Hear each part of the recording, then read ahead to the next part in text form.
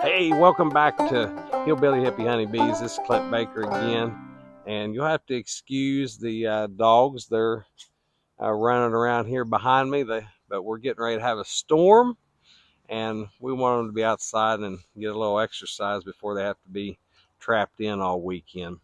Hey there, just jumping in real quick to ask you to like and subscribe to our channel and comment down below if you have anything you'd like us to go over, and give us a quick thumbs up. All right, let's get going.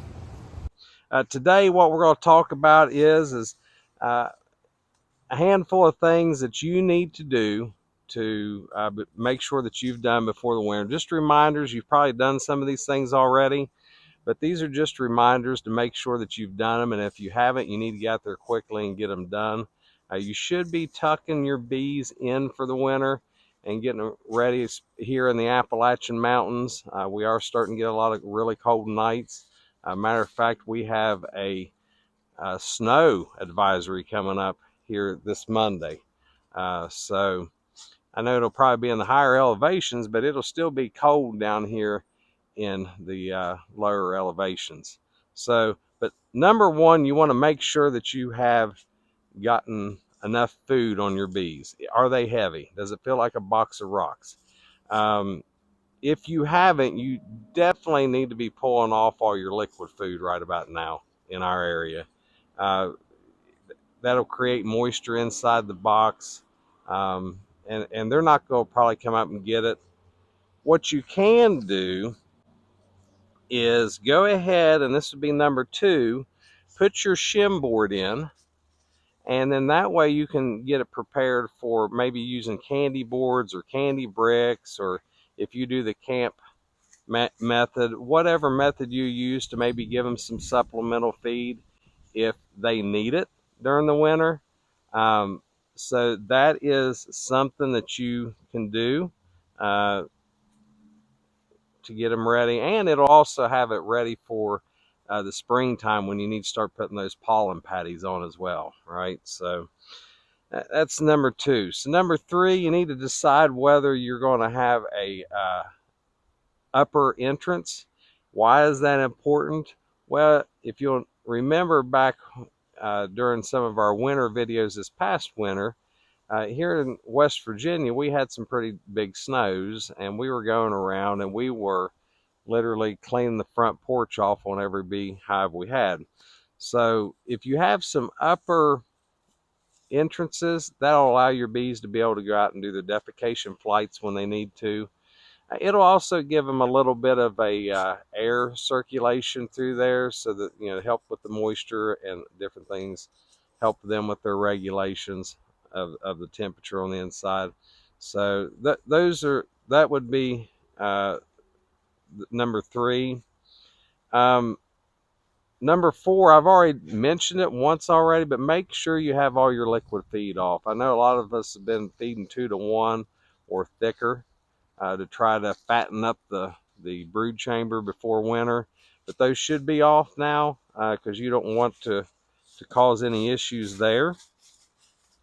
So make sure that you have those off. Let's see, number five, are you going to insulate your hives? Do you have natural windbreak?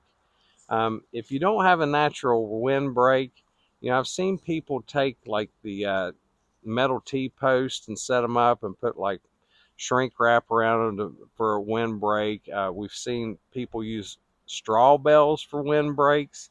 Uh, most of ours have natural windbreaks. We do not insulate our hives, but a lot of people do. Um, we feel like that our bees successfully winter through without insulating them. Plus, that would take a lot of time on our hands. It's just something added that we don't want to end up doing. But that's your choice, whether you do it or not.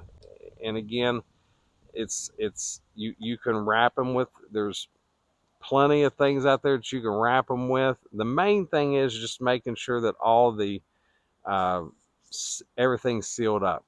That's one reason why it's so important not to break the hives unless it's an emergency situation, because they've already propolised everything to keep the wind out, and so they do a good job on their own. But again, that's up to you. Number 6, strapping them down. Do you strap down with straps to keep the lids on? Do you place bricks on top, or do you place rocks on top? Um, we have done all, but we're starting to transition over to just strapping everything down. It just makes it easier for us, and to, animals. Sometimes if animals would happen to rub up against them and tip them over, at least they stay together somewhat. So anyway, that would be number 6.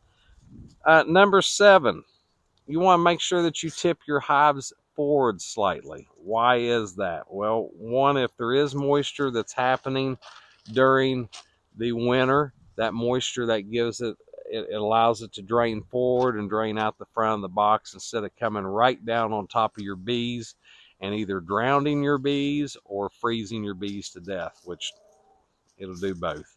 Uh, we've had that happen in the past, and a lot of new beekeepers, that is one small thing that they normally forget to do, or they don't do, or don't know to do.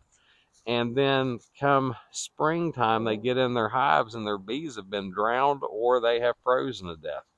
And so that's normally why it happens. So just tilt them forward. Just take maybe something that's a 1/2 inch thick or so, place it underneath the back end of your hive. That'll tilt them forward just enough. So as you can tell, we've got a bad storm coming in. It's supposed to be set in for the entire weekend, and then snow coming this Monday. So it's upon us, guys. It's upon us. Um, Number 8, you should have already done this, but you need to have made sure that your mite counts are down 2% or lower. It's still not too late to maybe do an oxalic acid treatment or two. You can do those throughout the winter since the brood has broke anyway. So that's okay to do that right now. But those are things you should have already done. Again, something else you should have already done, number 9, is installed your entrance reducers. Mainly now, that's just to help keep the excess wind out, to help them regulate the temperature, and to keep mice out.